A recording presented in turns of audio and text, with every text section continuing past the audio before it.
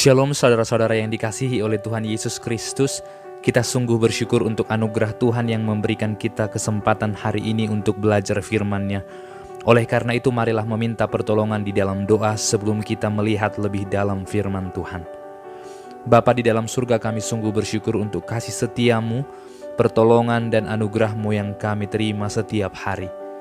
Saat kami diberikan firman-Mu, maka kami ingin sungguh-sungguh belajar apa isi hati Tuhan. Dan tolonglah kami untuk kami semakin mengasihi Engkau dan mengasihi sesama kami. Terpujilah Engkau, Allah satu-satunya yang hidup bagi kami. Amin. Firman Tuhan hari ini diambil dari Yeremia pasal yang ke-10 ayat yang ke-10a. Tetapi Tuhan adalah Allah yang benar. Dialah Allah yang hidup dan Raja yang kekal. Tetapi Tuhan adalah Allah. Tuhan yang disembah oleh bangsa Israel kerap kali membuat mereka bingung dengan apa yang mereka lakukan. Sebab mereka menyembah Allah yang salah saat itu. Sehingga ketika kita baca di ayat sebelumnya, dikatakan bahwa Allah ilah yang disembah oleh bangsa Israel adalah dewa yang sia-sia, dewa yang bodoh. Kenapa bodoh? Karena mereka menyembah dewa yang mati, karena itu terbuat dari kayu belaka. Sehingga ketika Tuhan berkata, "Akulah Allah satu-satunya yang benar," artinya tidak ada Allah yang lain selain Dia. Tidak ada Tuhan yang lain selain Dia. Dialah satu-satunya. Dia bukan salah satu dari Tuhan, tetapi Dia satu-satunya. Oleh karena itu, ketika Tuhan berkata, "Akulah Allah yang benar," harusnya bangsa Israel semakin percaya bahwa tidak ada Allah lain selain daripada Allah yang memperkenalkan diri kepada Abraham, yang memperkenalkan diri kepada Ishak, yang memperkenalkan diri kepada nenek moyang mereka. Sehingga harusnya mereka tidak lagi menyimpang dari jalan Tuhan. Mereka tidak lagi menyembah berhala. Dan kemudian dikatakan, Dialah Allah yang hidup. Selain Dia benar, Dia juga Allah yang hidup. Dia adalah Tuhan yang tidak diam atas segala sesuatu. Saat kita membaca di pasal yang ke-9 kitab Yeremia ini, kita melihat betapa Tuhan marah sekali kepada orang-orang yang menentang Dia. Tuhan begitu marah sekali kepada mereka yang terus menghina Tuhan. Marah sekali kepada mereka yang menyembah berhala. Sehingga Tuhan berkata, Dia adalah Tuhan yang benar dan Dia adalah Allah yang hidup. Allah yang hidup berarti Dia bertindak terhadap sesuatu.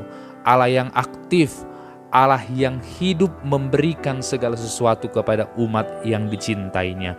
Dan yang ketiga ialah Dia adalah Raja yang kekal. Kekal berarti tidak dibatasi oleh waktu, tidak dibatasi oleh tempat, sehingga dari zaman dahulu sampai sekarang dan selama-lamanya Dia adalah Raja satu-satunya. Sehingga kita belajar 3 hal. Yang pertama, hanya Tuhan adalah satu-satunya Allah. Yang kedua, hanya Dialah Tuhan yang hidup.